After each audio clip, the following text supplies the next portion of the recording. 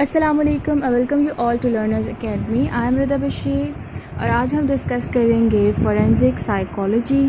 تو سائیکالوجی کی وہ برانچ جو کہ لاء سے ریلیٹڈ ہے اس کو ہم فورینزک سائیکالوجی کہتے ہیں، اور فورینزک سائیکالوجی میں سائیکولوجیکل انفارمیشن کے تھرو کوئی بھی لیگل ڈیسیجن لیا جاتا ہے۔ فار ایگزامپل، اگر کسی انڈیویجول نے کوئی کرائم کیا ہے تو فورینزک سائیکالوجسٹ کی یہ ڈیوٹی ہوتی ہے کہ اس نے آبزرو کرنا ہوتا ہے کہ کیا وہ کرائم اس انڈیویجول نے اپنی مرضی سے کیا ہے یا پھر کسی مینٹل ڈس آرڈر کی وجہ سے کیا ہے۔ فورینزک سائیکالوجی کلینکل سائیکالوجی کی ایک بہت امپورٹنٹ ڈومین ہے، اور اے پی اے کی ڈویژن میں بھی فورینزک سائیکالوجی کو انکلوڈ کیا گیا ہے۔ ہسٹری اگر دیکھی جائے فورینزک سائیکالوجی کی تو 1962 میں ایک جج تھے بیزلون، جنہوں نے یہ کہا کہ سائیکالوجسٹ کو کورٹس میں بھی ایز این ایکسپرٹ ہائر کیا جانا چاہیے تاکہ وہ کورٹس میں مینٹل ڈس آرڈرس کو ٹیسٹیفائی کر سکیں، as a witness mental disorder سے ریلیٹڈ ایویڈنس پرووائڈ کر سکیں۔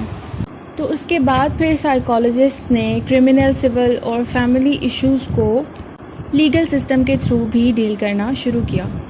اب کوالیفیکیشن اگر دیکھی جائے فورینزک سائیکالوجسٹ کی تو بیچلرز اور ماسٹرز کی ڈگری کے بعد ان کے پاس پوسٹ ڈاکٹورل ڈگری ہونی چاہیے۔ اس کے علاوہ ریلیونٹ فیلڈ میں ایکسپیرینس ہونا چاہیے، ریسرچ اور پبلیکیشنز ہونی چاہیے۔ اس کے علاوہ سائنٹیفک پرنسپل سے ریلیٹڈ نالج ہونا چاہیے، اور ان پرنسپلز کو اپلائی کیسے کرنا ہے اور کہاں کہاں اپلائی کرنا ہے اس کی بھی انڈرسٹینڈنگ ہونی چاہیے، اور سائیکولوجیکل ٹیسٹس اور ان کی میجرمنٹ سے ریلیٹڈ انڈرسٹینڈنگ بھی ہونی چاہیے۔ اس کے بعد ہے topics for expert testimony. Testimony basically ایک فارمل ریٹن یا اسپوکن اسٹیٹمنٹ ہوتی ہے جو کہ انڈیویجول نے and in the case psychologist نے کورٹ میں پرووائڈ کرنی ہوتی ہے۔ تو سائیکالوجسٹ یا ایکسپرٹ وٹنسز کو یہ الاؤ نہیں ہوتا کہ وہ کورٹ میں کوئی بھی ایسی اسٹیٹمنٹ دیں جس کے تھرو کسی بھی پارٹی کو پریویلیج یا ایڈوانٹیج مل سکے، مینس کہ انہوں نے کسی بھی قسم کا اوپینین نہیں دینا ہوتا، جسٹ ٹیسٹیفائی کرنا ہوتا ہے، ایک ایویڈنس پرووائڈ کرنا ہوتا ہے ایز اے وٹنس۔ اب ٹیسٹیفائنگ کی اگر بات کی جائے تو testifying means as a witness court میں ایویڈنس پرووائڈ کرنا۔ تو سم ٹائمز کورٹ میں ٹیسٹیفائنگ کرنا بہت زیادہ ڈسٹریسنگ ایکسپیرینس ہوتا ہے، کیونکہ وہاں پہ سائیکالوجسٹ نے یا ایکسپرٹ وٹنس نے صرف اپنی پرسیپشن کے اکارڈنگ ایویڈنس نہیں پرووائڈ کرنا ہوتا، بلکہ دونوں پارٹیز کی بات کو سمجھنا ہوتا ہے، ان کے لائرز کی بات کو سمجھتے ہوئے کوئی بھی بات کرنی ہوتی ہے یا ایویڈنس دینا ہوتا ہے۔ اس کے بعد آ جاتی ہے کراس ایگزامینیشن۔ تو کراس ایگزامینیشن میں بیسکلی جو ایکسپرٹ وٹنس کا اوپوننٹ ہوتا ہے وہ ایکسپرٹ وٹنس کو انٹیروگیٹ کرتا ہے، اس سے کراس کوشچننگ کرتا ہے۔ تو کراس ایگزامینیشن میں ایکسپرٹ وٹنس کے لیے بہت ضروری ہے کہ وہ پریپیئرڈ ہو، آنیسٹ رہے، اگر کوئی ویکنیسز اس کی ہیں تو وہ ان ویکنیسز کو ایڈمٹ کرے، اور جو بھی کویسچنز اس سے کیے جا رہے ہیں ان کو پراپرلی انڈرسٹینڈ کرے اور پھر آنسر کرے۔ اس کے بعد آ جاتے ہیں کرمنل کیسز۔ تو یہ کویسچنز ارائز ہوئے کہ جو لوگ کرائم کمٹ کرتے ہیں، کرمنل ایکٹس کرتے ہیں، ان کو ڈیل کس طرح کیا جائے، یا کیا وہ ایکچولی اس کرائم کے لیے رسپانسبل ہیں بھی یا نہیں۔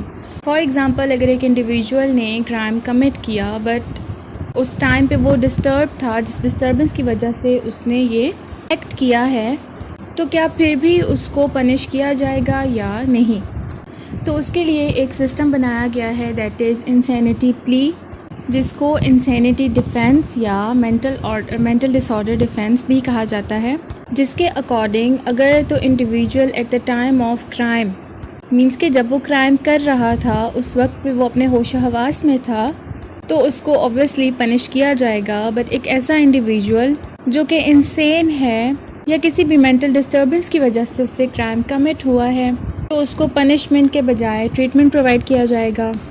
اب کرمنل کیسز کے بعد آ جاتے ہیں سول کیسز۔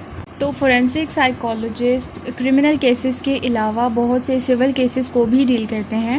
تو سول ایشوز میں بیسکلی سائیکالوجسٹ یہ دیکھتے ہیں کہ جس انڈیویجول کو ہاسپٹلائزڈ کیا جا رہا ہے کیا وہ اس کے لیے ریڈی بھی ہے یا نہیں۔ اس کے لیے دو طرح کی کمٹمنٹس ہوتی ہیں، that is involuntary commitment and voluntary commitment. Involuntary commitment means کہ انڈیویجول کو اس کی مرضی کے خلاف ہاسپٹلائز کروایا جا رہا ہے، تو involuntary commitment some times dangerous بھی ہو سکتی ہے۔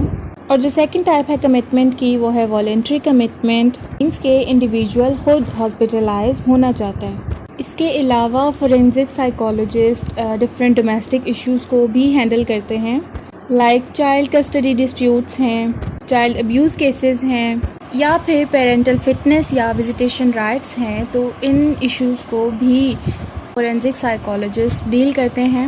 اور اگر پیشنٹ کے وائلنٹ بیہیویئر کی وجہ سے کسی کو کوئی نقصان پہنچ سکتا ہے تو وہ تھراپسٹ پہلے سے ہی پریڈکٹ کر دیتا ہے تاکہ کسی کو بھی کسی قسم کا نقصان نہ پہنچ سکے۔